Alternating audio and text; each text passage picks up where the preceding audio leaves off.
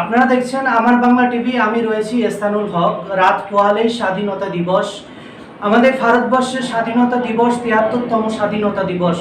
এই স্বাধীনতা দিবসের প্রাককালে মুসলিমদের যে অবদান রয়েছে, তার মধ্যে জমিয়ত উলামা হিন্দের সব থেকে বেশি অবদান রয়েছে বলে আমরা জানি। সেই দিকে লক্ষ্য রেখে আমরা আজকে হাজির হয়েছি মাওলানা সিদ্দিকুল্লাহ চৌধুরী। জমিয়ত উলামা হিন্দের দীর্ঘদিন ধরে তিনি সম্পাদকতা করে গিয়েছেন।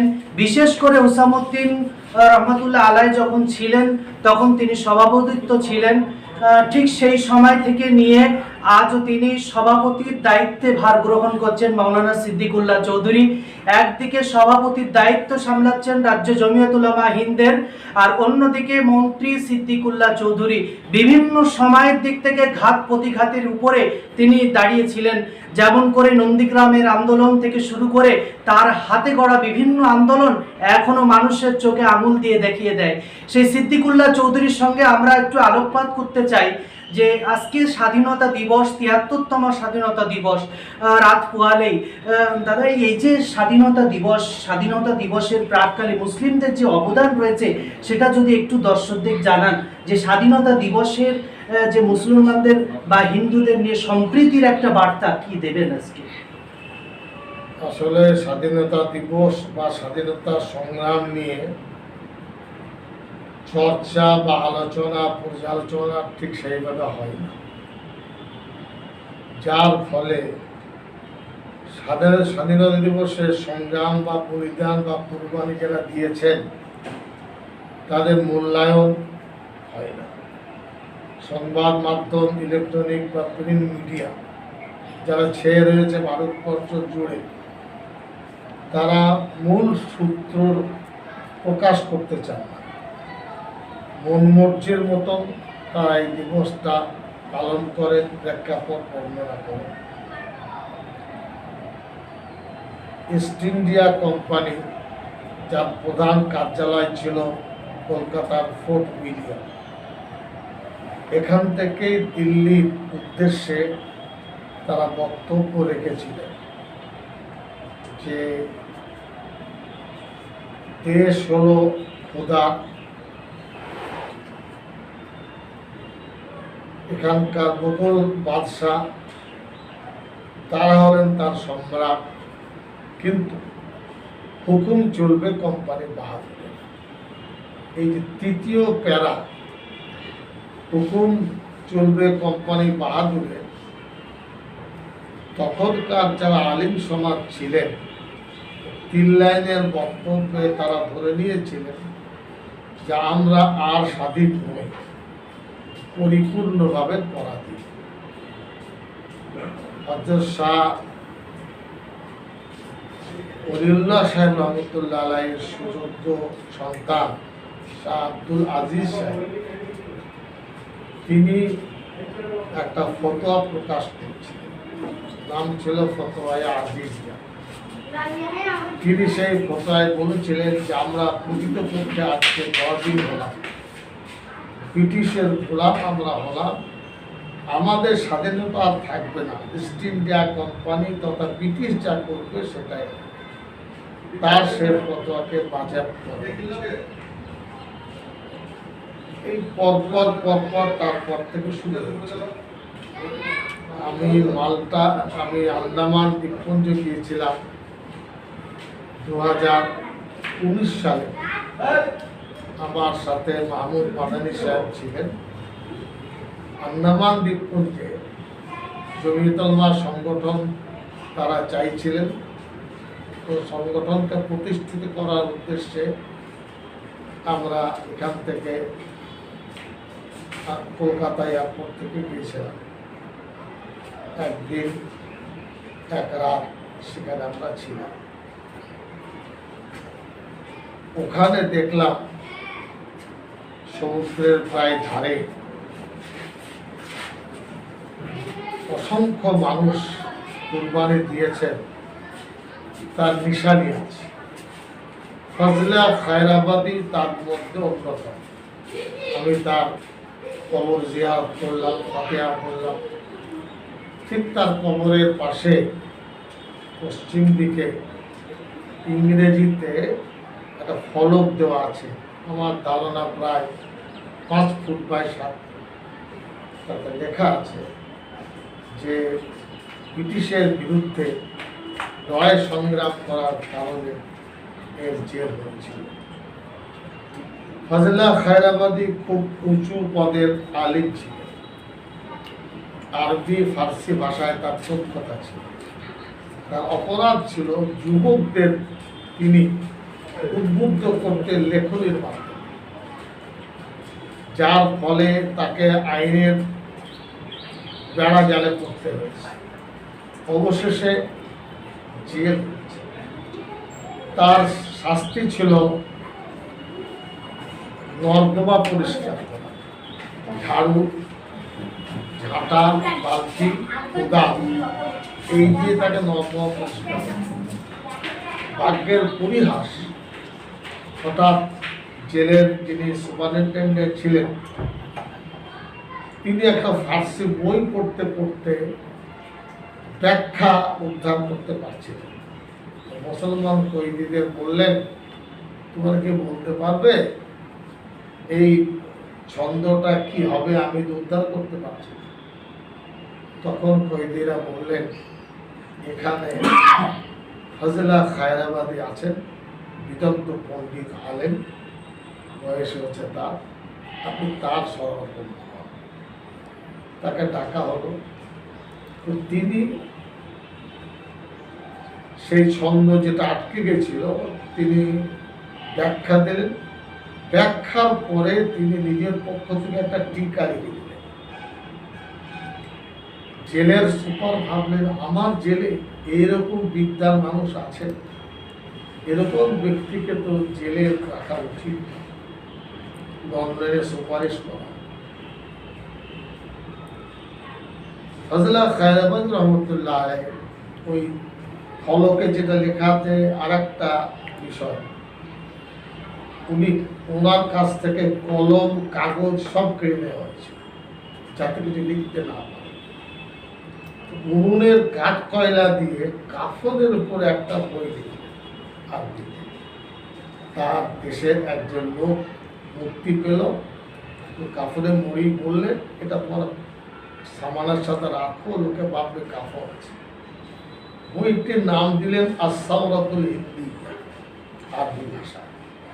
সেই বইয়ের মধ্যে উনি লিখলেন নির্যাতনের কথা, আর বললেন, আমার উত্তরাধিকারে যারা আছো তোমরা এই বইটা নিয়ে প্রকাশ করবে বিভিন্ন ভাষায়, মানুষ যাতে জানতে পারে যে ব্রিটিশকে তাড়াতেই হবে।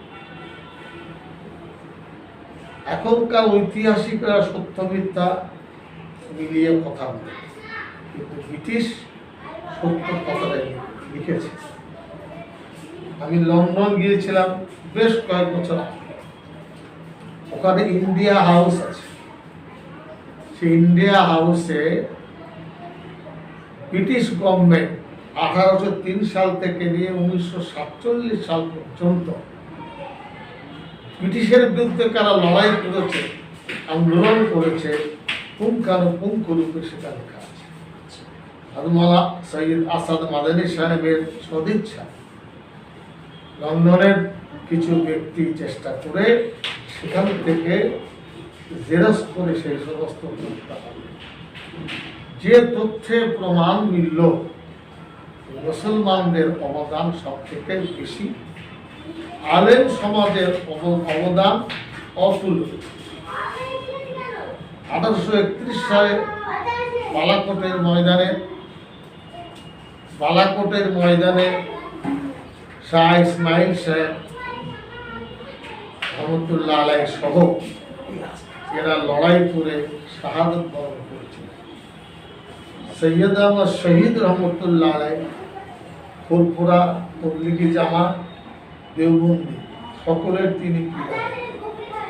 তাকে বাদ দিয়ে পীরতন্ত্র প্রকৃতপক্ষে সাব্যস্ত হবে, তারা শহীদ হয়েছিল। এবং এরকম হাজার হাজার শাইখুল ইসলাম মওলানা হোসেন আহমদ মাদানী, মাহমুদ মাদানী সাহেবের দাদা যান, তিনি 12 বছর জেল কেটেছেন। করাচির মামলা হয়েছিল, একটা কাফন তিনি হাতে নিয়ে গিয়েছিলেন, বলেছিলেন আমার কোনো উকিল লাগবে না। বিচারপতিকে বললেন, মাননীয় বিচারপতি, আমি আপনার কাছে আপনার যেটা যা করবেন আমি উত্তর দেব। তো সেখানে মোহাম্মদ আলী শওকত আলী সাহেব ছিলেন, হযরত মাদানী সাহেবের পায়ে পড়ে গেলেন, হুজুর সরকারি পুলিশতন্ত্র বন্দুকের দল তাক করে আছে, এখানে তাদের সামনে কিছু বলা মানে খুন হওয়া, আপনি চলে গেলে দেশে আপনার বিকল্প হয়তো শেখ হোসেন বলেন না, আমার কথা আমি বলবো, আমি কাপড় এনেছি, মরলে আমার কাপড়ে দিয়ে দেওবন্দে পাঠিয়ে দিন।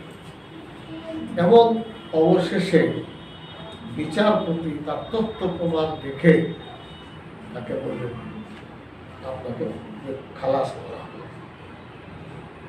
দারুল দেওবন্দের প্রথম ছাত্র শেখ হলেন মাওলানা মাহমুদুল হাসান রহমতুল্লাহ আলাইহ। মক্কা শরীফ থেকে তাদেরকে জেলে পাঠানো হয়েছিল মাল্টার আন্তর্জাতিক জেল, যেখানে শেখুল ইসলাম হোসেন আল মাদানী, তার ছাত্র মাওলানা ওজায়ের গুল, এরা সবাই সেখানে ছিল। 3 বছর কারাগারে তারা ছিল এবং সেখানে এক বদনা পানি দেওয়া হতো 24 ঘন্টার জন্য।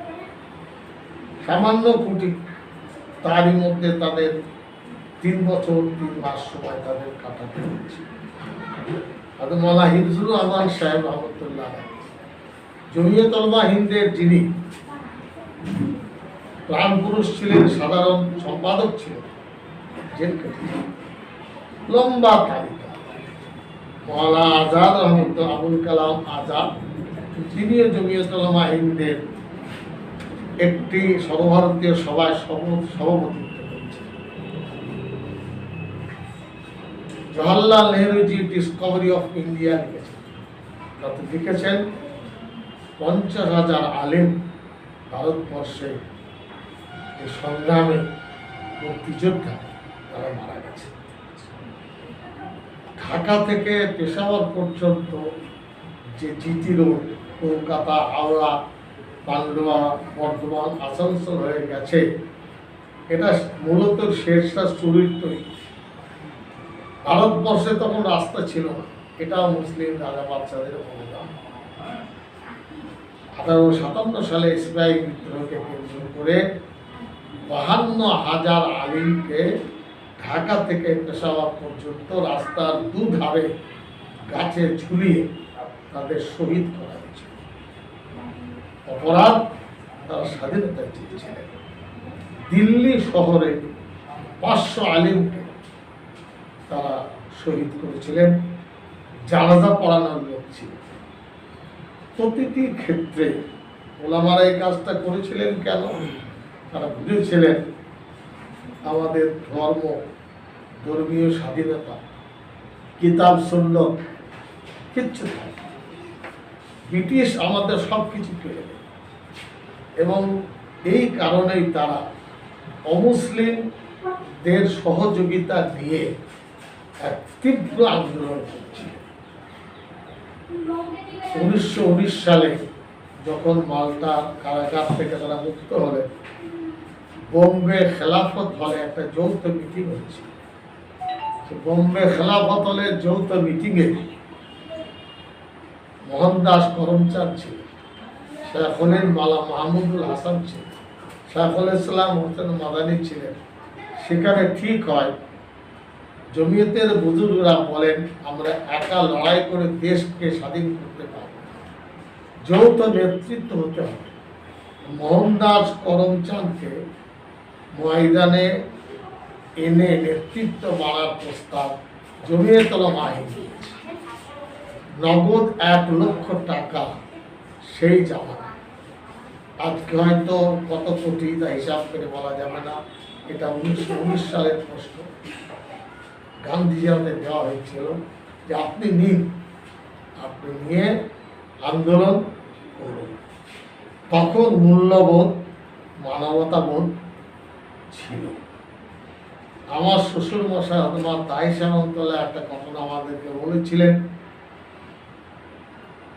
তিনি বললেন যে রমজান মাসে আমি সিলেটে শাইখুল ইসলাম হোসেন মোহাম্মদ আলী রহমতুল্লাহ সাথে ইতিকাফ করছি। হঠাৎ একজন শার্ট প্যান্ট পরা সাহেব তিনি মসজিদের দরজায় এসে বলছেন, হুসেন আহমদ মাদানীদের সাহেবের সাথে আমি সাক্ষাৎ। তো সকলে হতবাক, রোজার মাস, জপ তপ আল্লাহ বিল্লাহ করার মাস, এখানে গিয়ে আমার এসছেন কীভাবে? যাই হোক, শাইখুল ইসলাম বলা হলো। বেশ কিছুক্ষণ তিনি সেখানে থাকলেন, তারপরে বেরিয়ে গেলেন। উনি বেরিয়ে যাওয়ার পরে জানা গেল নেতাজি সুভাষচন্দ্র বোস এসেছিলেন শাইখুল ইসলাম হোসেন আহমদ মাদানী রহমতুল্লাহ আলাইহির কাছে পরামর্শ। এইভাবে জমিয়তুল উলামাহীন তথা ভারতের আলেম সমাজ, এখানে যে শহীদ তিতুমির আছে, কে তাকে মনে অতুলনীয়। তার মনের সাহস ছিল বলে পাশের কেল্লায় তিনি জানতেন ব্রিটিশের অগ্নি অস্ত্রের সামনে দাঁড়াতে পারেন। ইতিহাস বিকৃত করা হয়েছে, আপনি আন্দোলন এবং নবাব সিরাজউদ্দৌলা, আমি ব্যাঙ্গালোর গেছি, সুলতান টিপু, এরা কোনোদিন ব্রিটিশের বশ্যতা শিকার। ব্রিটিশ টিপু সুলতান আর নবাব সিরাজউদ্দৌলা এই দুজনকে শহীদ করে ওরা সগর্বে বলেছিল, ভারতবর্ষ এবার আমাদের সামনে কোনো অন্তরায় নেই। দুঃখের বিষয়, ইতিহাসের বইয়ে এর উল্লেখ নেই। তবে আমি ভারতের সব শ্রেণীর মানুষকে বলবো, কিছু বন্ধু এখনো আছে যারা মূল্যায়ন করেন, চর্চা করেন, লেখেন।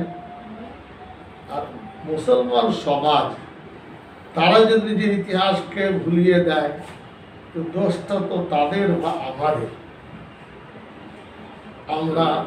আমি নিজেও ইতিহাস তুমি কথা বলো, নবাব সিরাজউদ্দৌলা থেকে নিয়ে একেবারে 47 সাল পর্যন্ত সব ধরে ধরে একটা তথ্য প্রমাণ সমৃদ্ধ একটা বই আমি রচনা করেছি।